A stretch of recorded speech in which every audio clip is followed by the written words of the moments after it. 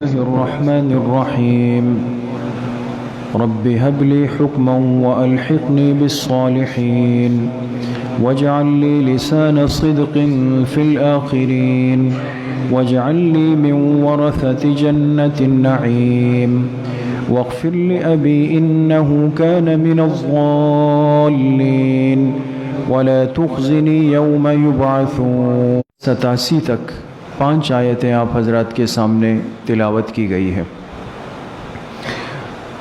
گزشتہ کل کے درس میں یہ بات چل رہی تھی کہ اللہ کے جلیل القدر پیغمبر حضرت ابراہیم علیہ السلام نے اپنی شرک میں اور بت پرستی میں ڈوبی ہوئی قوم کو اللہ کی طرف متوجہ کرنے کی کوشش کی، ان کو سمجھایا کہ تم تھوڑا سا اللہ کی دی ہوئی جو نعمت تمہارے پاس عقل کی ہے، سمجھ کی ہے، تم غور کرو، وہ بت جنہیں تم نے اپنے ہاتھ سے بنایا ہے، مٹی پتھر سے بنایا ہے، وہ کیسے تمہارے معبود بن گئے؟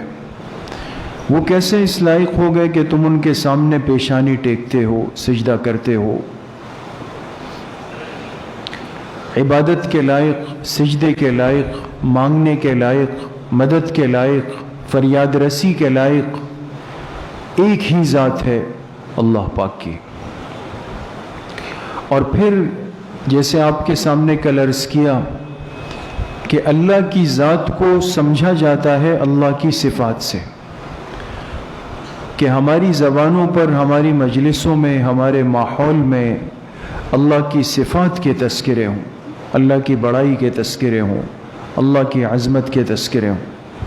تو ابراہیم علیہ السلام نے اللہ کی صفات بیان کی، 5 صفات جو آپ کے سامنے آئی کہ میرا رب وہ ہے جس نے مجھے پیدا بھی کیا ہے، میری رہنمائی بھی کرتا ہے، جب بھی بیمار ہوتا ہوں تو مجھے شفا بھی وہ دیتا ہے، اور جب وقت آئے گا مجھے موت بھی وہ دے گا، پھر ایک دن آئے گا کہ دوبارہ مجھے اٹھا لے گا، اور مجھے یہ بھی امید ہے کہ قیامت کے دن میری تمام لغزشوں کو، کوتاہیوں کو وہ درگزر کر دے گا۔ اب یہاں ایک بات سمجھ لیں، اور ہر مسلمان اس سے واقف ہے کہ اللہ کے جتنے پیغمبر ہوتے ہیں وہ گناہوں سے معصوم ہوتے ہیں، پاک صاف ہوتے ہیں، لیکن یہ ان کی کمال تواضع ہے، خاشعیت کی انتہا اس کو کہتے ہیں۔ سب سے زیادہ امت میں، انسانوں میں سب سے زیادہ خشوع اور خضوع اور خوف کی کیفیت اللہ کے پیغمبر کے پاس ہوتی ہے، حالانکہ وہ سب سے اعلیٰ مرتبے پہ ہوتے، پھر بھی اللہ کا خوف غالب ہوتا ہے۔ تو ابراہیم علیہ السلام کیا فرما رہے ہیں؟ مجھے امید ہے کہ اللہ قیامت کے دن میرے خطیات کو، میری لغزشوں کو معاف فرمائیں گے۔ پیغمبر کی تو لغزشیں ہے ہی نہیں، گناہ ہے ہی نہیں، وہ تو اس سے معصوم ہے۔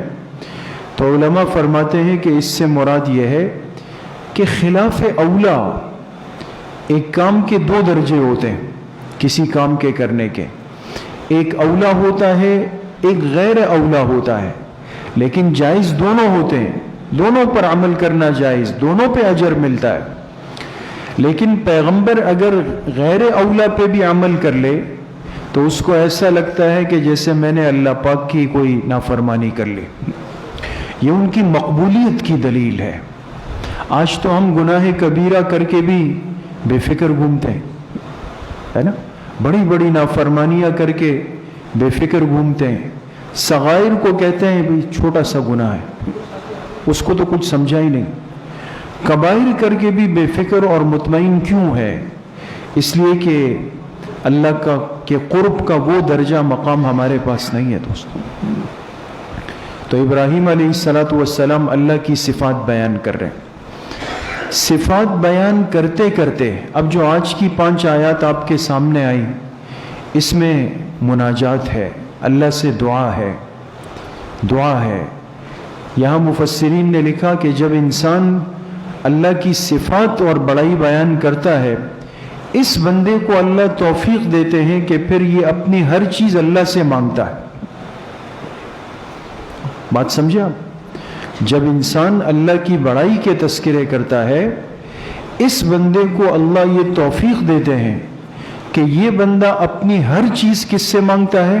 اللہ پاک سے، اللہ سے مانگتا ہے۔ ابراہیم علیہ السلام اللہ کی صفات بیان کر رہے تھے، کرتے کرتے کرتے کرتے اتنا اللہ کی خشیت کا، محبت کا غلبہ ہوا کہ وہیں سے مناجات اور دعا میں چلے گئے، اللہ سے دعا مانگنا شروع کر دی۔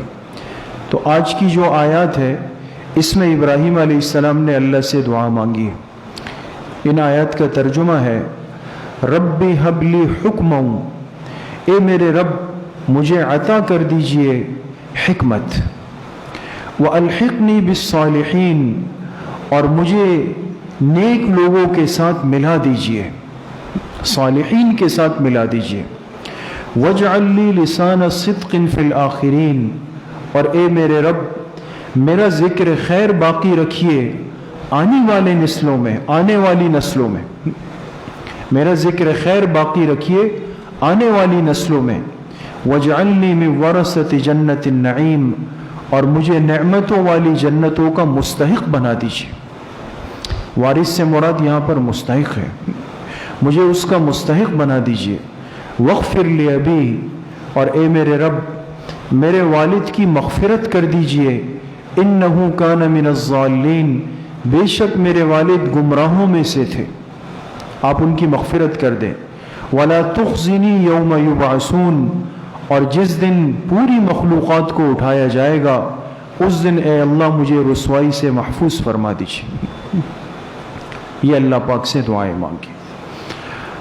اب ہر آیت میں مستقل دعا ہے، اور ہر دعا اتنی عجیب و غریب ہے اور اتنی قابل غور ہے اور اتنی حکمت اور برکت سے بھری ہوئی ہے کہ اگر آپ اس کو سمجھنا چاہیں، اس پہ غور کریں تو انسان کی عقل حیران ہے۔ ایک ایک آیت پر ہمارے مفسرین نے جب لکھنا شروع کیا ہے دوستو تو انسان حیران ہو جاتا ہے کہ پیغمبر کے پاس اللہ کی طرف سے کیا سمجھ اور کیا دانائی ہوتی، ان کو اللہ سے مانگنے کا ڈھنگ بھی آتا ہے، سلیقہ بھی آتا ہے، لینا بھی آتا ہے، امت کو سمجھانا بھی آتا ہے کہ اللہ سے کیسے لیا جاتا ہے۔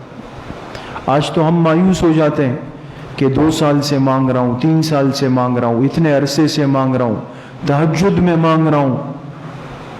بعض لوگ جب جذبات میں آتے ہیں کہتے ہیں اتنے عرصے سے تہجد بھی پڑھ رہا ہوں پھر بھی قبول نہیں ہوتی، حالانکہ اس نعمت کا احساس نہیں ہوا کہ تہجد کی توفیق مل گئی اللہ پاک کی طرف سے۔ تو پہلی دعا کی کہ اے اللہ مجھے حکمت دے دیجیے۔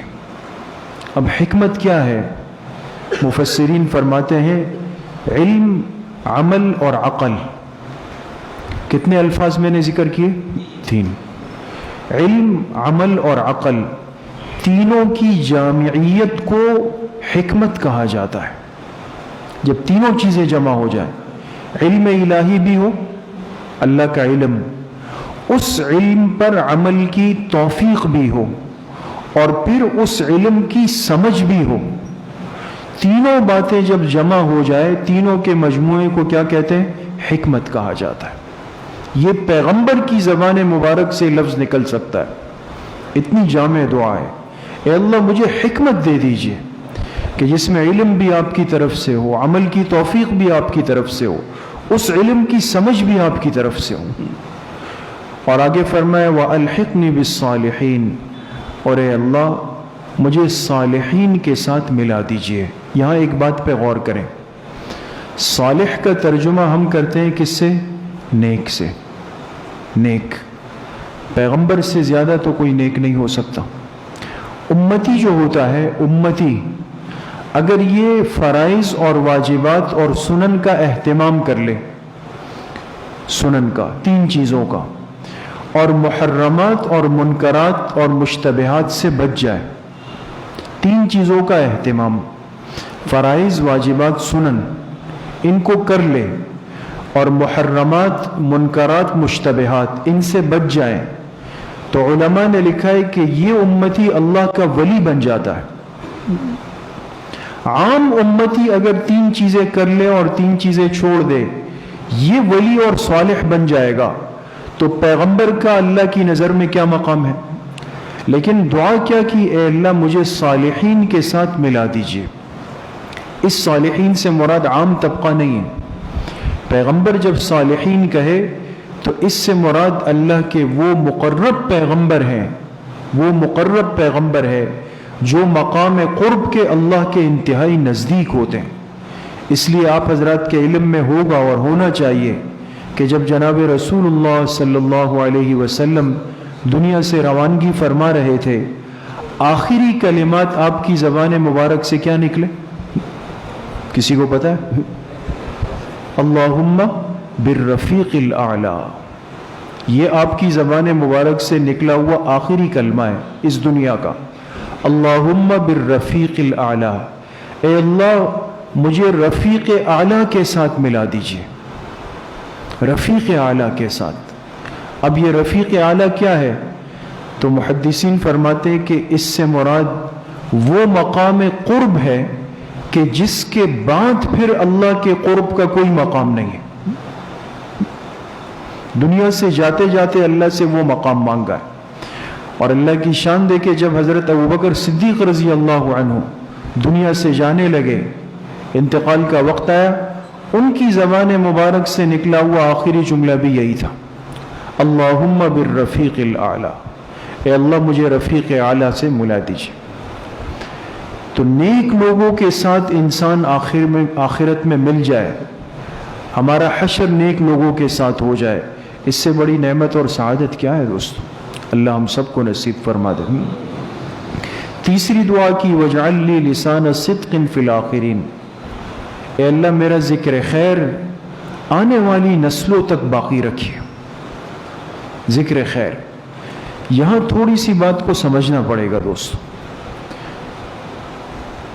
ایک چیز آپ حضرات علماء کے، بزرگوں کے، نیک لوگوں کی صحبت میں، مجلسوں میں بیٹھتے ہیں، حدیث پاک میں آتا ہے آپ علیہ الصلوۃ والسلام نے فرمایا، دو بھوکے بھیڑیوں کو اگر بکریوں کے ریوڑ میں چھوڑ دیا جائے، صحیح حدیث ہے، دو بھوکے بھیڑیوں کو بکریوں کے ریوڑ میں چھوڑ دیا جائے تو وہ اتنی تباہی نہیں مچائیں گے جتنا میری امت کو اس کے مقابلے میں دو چیزیں تباہ کریں گے۔ دو چیزیں، ایک فرمایا مال کی محبت، ایک جاہ کی محبت، حب مال اور حب جاہ۔ حب مال تو سب سمجھتے ہیں کہ مال کو اتنا اپنے اوپر غالب کر لے کہ یہ نیچے دب جائے، مال اس کا حاکم بن جائے۔ حالانکہ مال اللہ کی نعمت ہے جو اللہ نے بندوں کی خدمت کے لیے رکھا ہے، لیکن بعض انسان اتنے نادان ہو جاتے ہیں کہ وہ اس کو اپنا مخدوم بنا لیتے ہیں، خود اس کے خادم بن جاتے ہیں، اس کی حفاظت میں لگے رہتے ہیں۔ ایک ہوتا ہے حب جاہ۔ حب جاہ کس کو کہتے ہیں؟ انسان کے اندر یہ کیفیت آ جائے کہ یہ سامنے والا جو ہے یہ مجھے کچھ سمجھے، یہ جو ہے نا میرا تذکرہ کرے تو ذرا بڑے الفاظ سے کرے، بڑے القاب سے کرے، بڑے منصب کے ساتھ کرے، میں جب جہاں جاؤں میری واہ واہ ہو۔ یہ حب جاہ ہے نا، یہ تو اللہ کو ناپسندیدہ ہے، اور آپ علیہ السلام نے فرمایا یہ تو امت کو ہلاک کرنے والا ہے۔ اب ابراہیم علیہ السلام نے دعا کی کہ اے اللہ میرا جو تذکرہ اچھائی کا آنے والی نسلوں تک رہے، تو یہاں مفسرین نے کیا کیا، اس شبے کو دور کیا کہ خدا نخواستہ کسی کے ذہن میں ایک شبہ نہ آ جائے کہ آپ علیہ السلام امت کو حب جاہ سے منع کر کے گئے، اور اللہ کے اتنے بڑے پیغمبر اللہ سے کیا مانگ رہے ہیں، اے اللہ میرا تذکرہ لوگوں میں باقی رہے، وہ میرے تذکرہ اچھائی کے ساتھ، بڑائی کے ساتھ کرتے رہے کہ ابراہیم علیہ السلام ایسے تھے، ابراہیم علیہ السلام ایسے تھے، ابراہیم علیہ السلام، ہے نا۔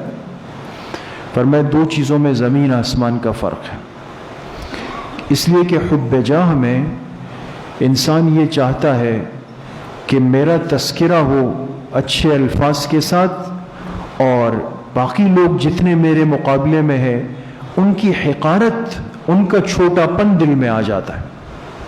آپ سمجھ گئے؟ کسی نے کہا کہ بھئی آج تو ماشاءاللہ امام صاحب نے کیا درس دیا، اب میں چاہتا ہوں کوئی میری یہ تعریف کر لے اور پھر اس کے بعد میرا سینہ چوڑا ہو جائے، میں کہوں بھئی میری طرح تو کوئی بھی نہیں ہے یہاں پہ۔ یہ حب جاہ ہے، اس مرض سے اللہ ہم سب کی حفاظت فرمائے۔ اور ایک ہوتا ہے کہ انسان کی یہ چاہت ہو کہ اللہ مجھ سے ایسے اعمال ساری زندگی کروا لے کہ وہ اعمال میرے دنیا سے جانے کے بعد بھی لوگوں کی ہدایت کا، خیر کی طرف آنے کا ایک ذریعہ بن جائے۔ سمجھ گئے؟ ابراہیم علیہ السلام اللہ سے یہ مانگ رہے ہیں، اے اللہ مجھے ایسی زندگی دے، ایسے اعمال دے، ایسے خیر کے کام مجھ سے لے لے کہ میں دنیا سے چلا بھی جاؤں لیکن میرے وہ کام رہتی دنیا تک ہدایت کا، خیر کے راستے پر آنے کا، آپ کے یہاں نجات کا ایک ذریعہ بن جائے۔ یہ حب جاں نہیں ہے، یہ اللہ پاک سے خیر کو مانگا ہے۔ اس لیے اللہ نے بھی دعا ایسی قبول کی کہ دنیا میں جتنے مذہب آئے، یہودیت، عیسائیت، یہاں تک کہ شرک پر چلنے والے مشرکین بھی کیا کہتے تھے؟ ہم ابراہیمی ہیں۔ مشرکین مکہ جو تھے نا، یہ جب کبھی ذرا ذوق میں آتے تھے نا تو صحابہ سے کہتے تھے بھئی تم کیا ہو؟ ہم ابراہیمی ہیں۔ اپنے آپ کو اللہ نے نام زندہ رکھا، اور اس امت میں تو اتنا زندہ رکھا دوستو کہ ہماری نماز کا اختتام جب ہوتا ہے نا، درود شریف ہم پڑھتے ہیں نا، تو اس میں ابراہیم علیہ السلام کا تذکرہ ضرور ہوگا، علی آل ابراہیم وعلی آل ابراہیم، ایسا ہی ہے نا۔ حالانکہ کتنے پیغمبر گزرے ہیں لیکن ان کی دعا اللہ نے قبول کی، ہر خیر کی جگہ پر ان کے تذکرے اللہ پاک نے زندہ فرما دیے، اور ایسی قبولیت ملی کہ اللہ کے آخری پیغمبر، وجہ کائنات، محبوب کائنات، سرکار دو عالم صلی اللہ علیہ وسلم، آپ کا نسب بھی جا کر کن سے ملتا ہے؟ حضرت ابراہیم علیہ السلام۔ دعا مانگی، قبول ہو گئی۔ چوتھی دعا مانگی، اے اللہ مجھے جنت کی نعمتوں کا مستحق بنا دے، مستحق بنا دے۔ وارث اللہ کی ذات ہے دوستو، اور کوئی نہیں ہے، احتیاط کرنی چاہیے۔ بعض لوگ لکھتے ہیں فلاں وارث، فلاں وارث، فلاں وارث۔ اس امت کے وارث صرف کون ہے؟ اللہ وارث ہے۔ اللہ جس کو چاہے جنت دے، جس کو چاہے نہ دے، جس کو چاہے دنیا کی نعمتیں دے، جس کو چاہے نہیں دے۔ یہی عقیدہ ہے نا ہمارا، تو ہمارے وارث کون ہے؟ اللہ ہے۔ اس لیے اس لفظ وارث کے ساتھ کسی اور کو نہیں لکھا جا سکتا، یہ اپنے عقیدے کی حفاظت ضروری ہے۔ باقی کوئی کچھ بھی سمجھتا ہوا، ہر ایک کا اپنا مسئلہ ہے، لیکن امت مسلمہ کو جو سکھایا گیا ہے قرآن کریم سے وہ یہی ہے کہ اس پوری کائنات کا وارث اور حقیقی مالک وہ کون ہے؟ اللہ پاک ہے۔ تو ہم اللہ پاک سے جنت کو طلب کرتے ہیں، احتیاج کرتے ہیں۔ پانچویں دعا کی، اے اللہ میرے والد کو بخش دیں، وہ گمراہوں میں سے تھے۔ اب یہ بات چونکہ پہلے بھی آ چکی ہے، بس مختصراً یہ ہے، آپ حضرات جانتے ہیں کہ ابراہیم علیہ السلام کے والد آزر مشرک تھے، بت پرست تھے، بت خانے کے انچارج تھے، اور ان کو جب دیکھا کہ توحید پر ہے تو کہا گھر سے نکل جائیں، وَاحْجُرْنِي مَلِيًّا، گھر سے نکال دیا۔ ابراہیم علیہ السلام جب گھر سے جانے لگے تو انہوں نے ایک بات کی اپنے والد سے، کہا میں جا تو رہا ہوں لیکن سَأَسْتَغْفِرُ لَكَ رَبِّي إِنَّهُ كَانَ بِي حَفِيًّا، فرمایا گھر سے تو مجھے نکال دیا، میں جا رہا ہوں، لیکن فرمایا میں آپ کا حق جانتا ہوں، آپ میرے والد ہیں، میں نہیں چاہتا کہ آپ جہنم میں جائیں، لہٰذا میں وعدہ کرتا ہوں کہ آپ کے لیے اپنے رب سے مغفرت کی دعا کرتا رہوں گا، مانگتا رہوں گا، انہو کان بی حفیہ، اس لیے کہ میرا رب مجھ پہ بہت مہربان ہے، شاید وہ میری دعا سن لے۔ تو چونکہ انہوں نے وعدہ کیا تھا کہ مغفرت کی دعا کا، اس لیے ہمیشہ دعا مانگتے رہے، اور یہ بھی وہی ہے، اللہ پاک سے وہی دعا مانگ رہے ہیں، اے اللہ میرے والد کو بخش دیں۔ لیکن میرے عزیز و دوستو بزرگوں، سورہ توبہ میں، سورہ توبہ پہلے 10ویں پارے میں گزر چکی ہے، وَمَا كَانَ اسْتِغْفَارُ إِبْرَاهِيمَ لِأَبِيهِ إِلَّا عَن مَّوْعِدَةٍ وَعَدَهَا إِيَّاهُ فَلَمَّا تَبَيَّنَ لَهُ أَنَّهُ عَدُوٌّ لِلَّهِ تَبَرَّأَ مِنْهُ۔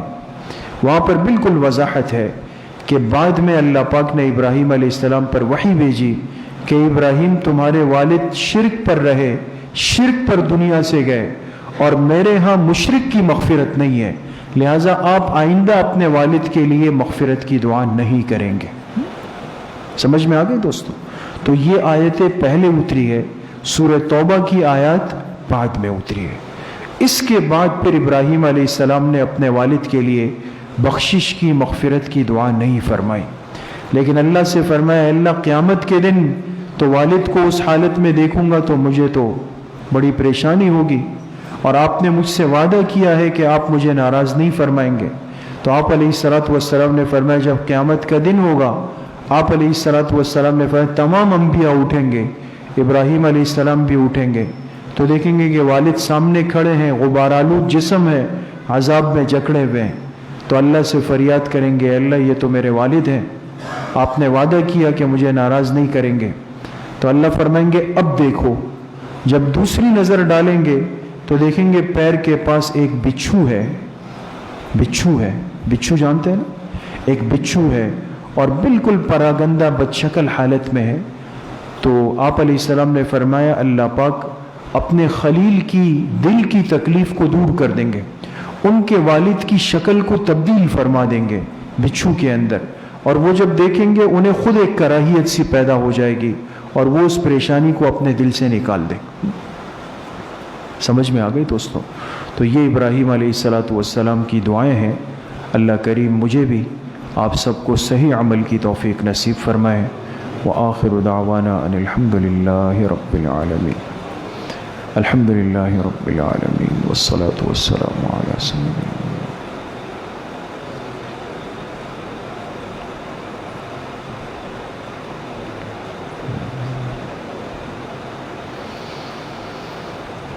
ایک بچہ بیمار ہے، دعا فرمائے اللہ پاک ان کو شفائے کامل عاجل نصیب فرمائے۔